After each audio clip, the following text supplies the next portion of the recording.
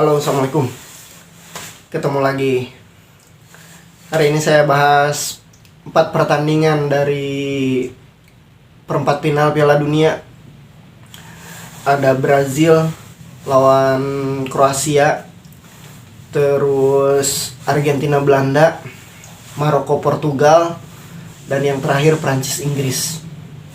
Ada kejutan besar yang terjadi di mana Maroko berhasil menembus semifinal. Ini adalah yang pertama kalinya ya untuk tim Afrika dan kejutan besar. Kita langsung aja ke pertandingan yang pertama, itu Brazil lawan Kroasia. Itu skornya 1-1 selama 120 menit. 90 menit itu 0-0, tidak ada yang bisa mencetak gol. Tapi di adu penalti Kroasia menunjukkan mental bajanya ya. Mereka berhasil menang 4-2 ya, 4-2. Dua penendang Brazil itu tidak masuk, penendang pertama si Rodrigo Goes ya, sama si Marquinhos. Sementara dari Kroasia itu masuk semua gitu. Ini si Alisson kayaknya kurang siap ya di pertandingan ini. Ya, itu secara statistik pertandingan ini 50-50 ya secara penguasaan bolanya. Jadi bola itu tidak nyampe sampai ke gawang kadang-kadang gitu dari sepertiga lapangan. Karena memang kedua lini belakangnya ini sangat solid ya.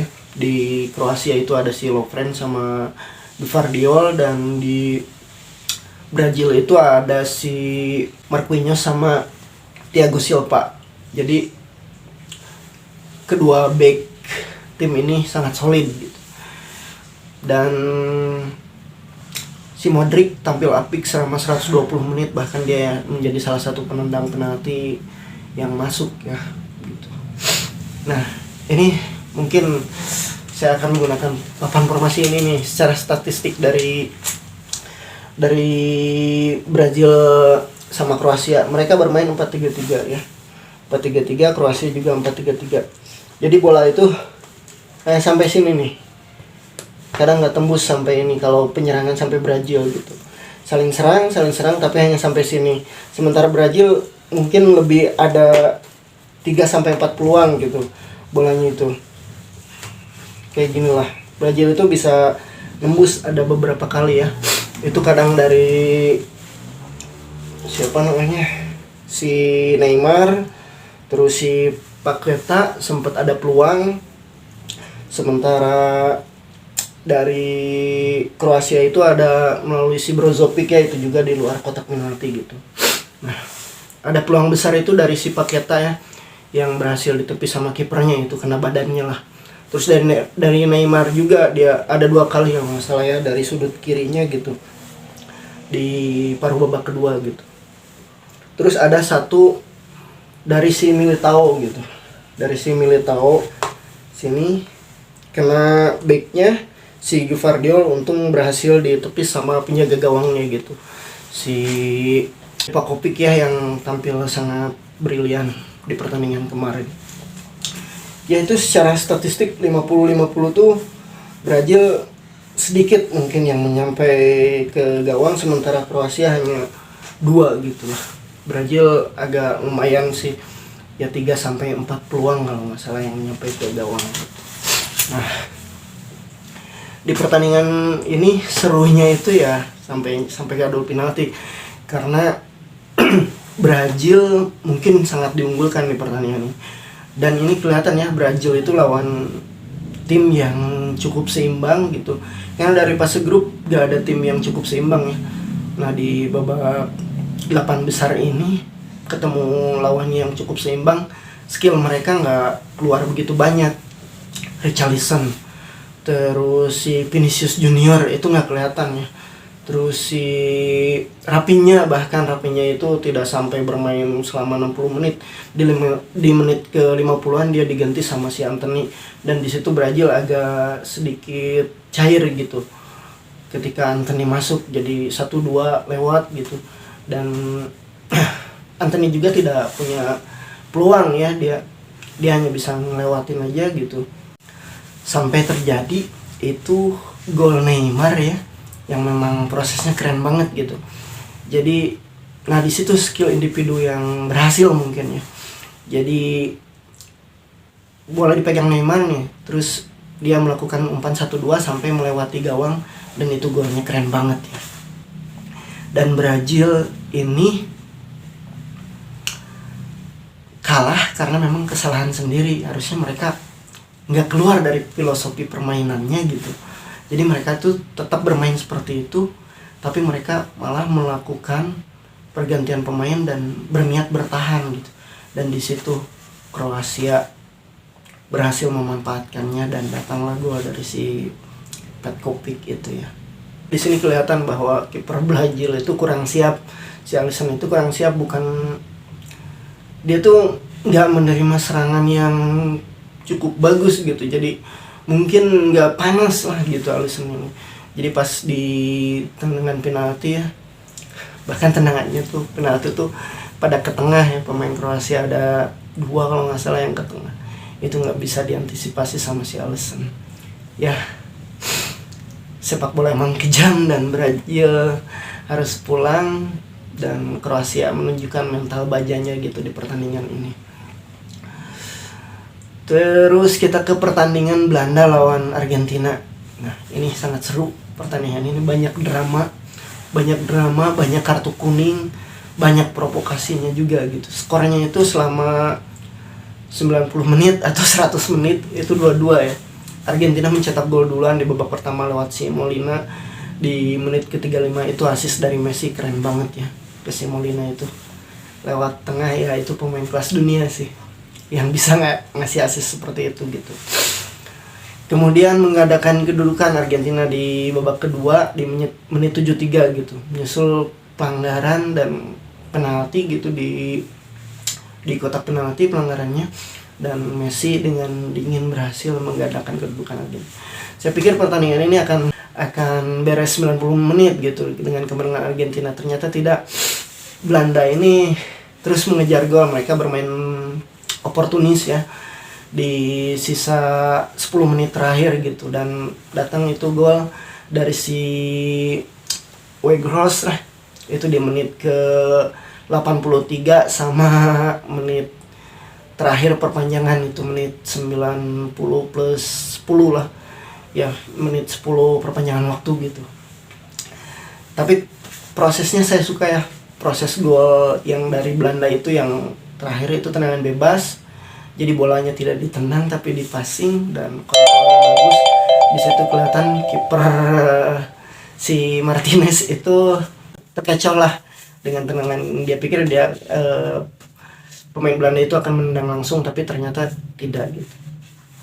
Dan sampai ke adu penalti, nah si Martinez ini sangat siap ya. Tapi sebelumnya ini ada insiden ya, itu di menit ke berapa ya? Di menit ke 80-an kalau nggak salah. Ya 86 lah, menjelang berakhir 88 kalau nggak salah. Itu dari si Leandro Paredes ya, yang menendang bola. Jadi dia tuh udah nekel si Nathan Ake, terus bolanya ditendang lagi ke bench, dan itu memicu perkelahian di situ. Sampai si Van Dijk juga marah di situ.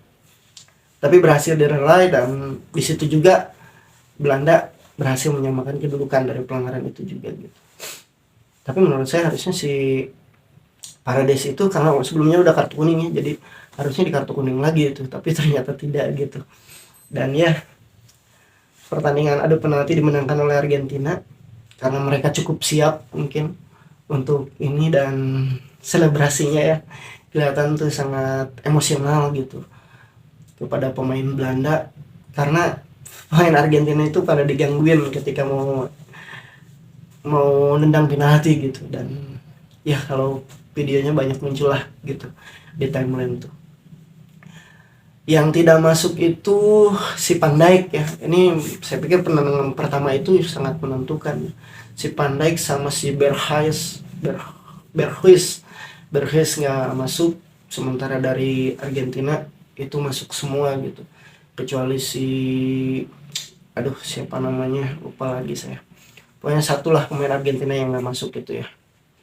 Dan ya Argentina layak lolos, mereka akan ketemu sama Kroasia. Ini ulangan perempat final 2018 ya. Ya mungkin Argentina optimis bakal nyampe ke final gitu. Terus kita ke hari berikutnya, ini ada pertandingan kejutan. Maroko melawan Portugal ya.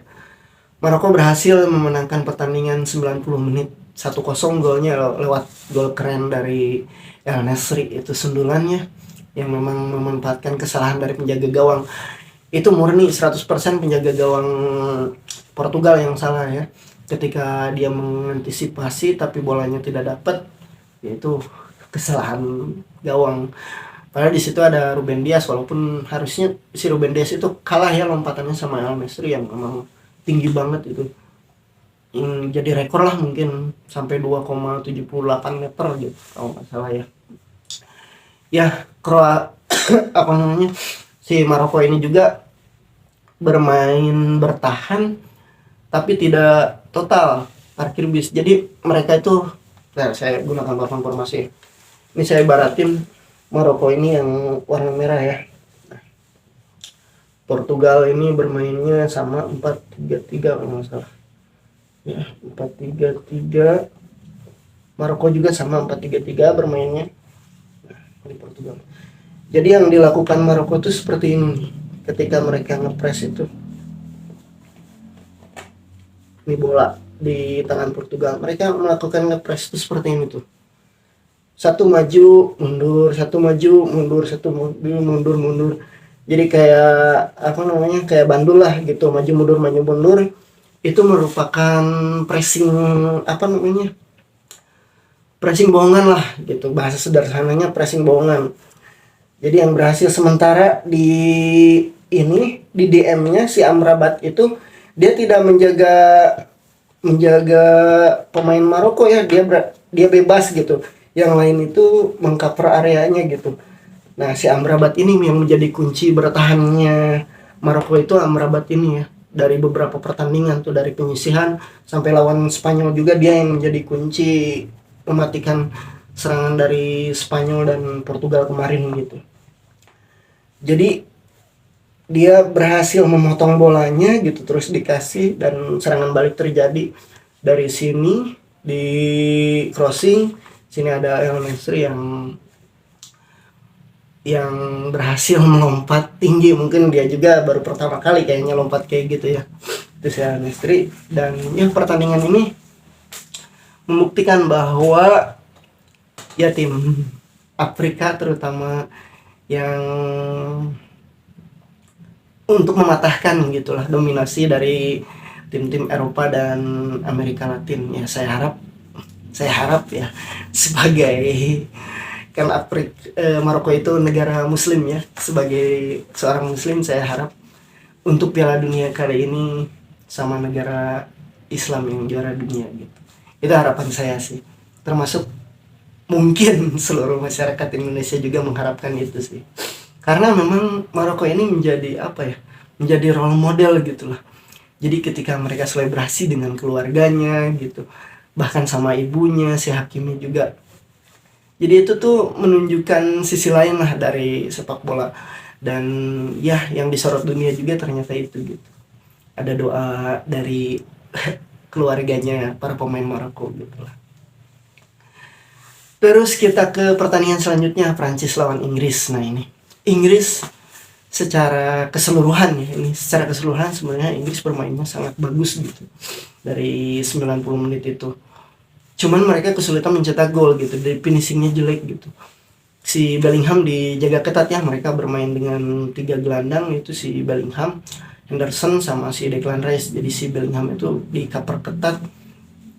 Jadi mereka mencari penalti ujung-ujungnya gitu Inggris ini. Tapi secara permainan memang bagus gitu, sementara Prancis agak sedikit menunggu dan ya Mbappe sedikit kurang supply gitulah. Karena di lini tengahnya juga cukup sibuk gitu dari Prancis ini. Sampai akhirnya mereka mencetak gol duluan ya lewat Tchouaméni, itu juga nggak nyampe kotak penalti gitu. Di luar kotak penalti, tendangan bebasnya jarak jauhnya cukup keren itu Tchouaméni, memanfaatkan umpan si Griezmann kalau nggak salah ya, Griezmann yaitu gol. Tapi harusnya sih kalau dari sudut seperti itu bisa dapat bola, tapi ya karena mungkin kenceng ya bolanya gitu. Nah, itu sampai ada penalti, itu pelanggaran dari Tchouaméni juga gitu terhadap si Saka, dan Harry Kane di menit keberapa tuh, 54 ya, 54 berhasil menyamakan kedudukan. Tapi Prancis ini masih ya mainnya masih seperti itu ya, tidak cukup. Ada beberapa peluang tuh dari Giroud gitu, dari si Giroud itu yang peluang terbesarnya itu ditepis lah sama si Pickford ya. Tapi ada satu lagi peluang dari headingan gitu, dan itu berhasil menjadi gol lewat umpan si Griezmann juga gitu. Ya ini membuktikan Prancis itu bisa mungkin lah untuk menjadi juara berturut-turut gitu, 2 edisi berturut-turut. Mereka mungkin mampu gitu untuk melakukan itu, dan mereka akan ketemu sama Maroko gitu. Nah ini seru. Jadi itu yang lolos itu semifinal Argentina, Kroasia, Maroko sama Prancis.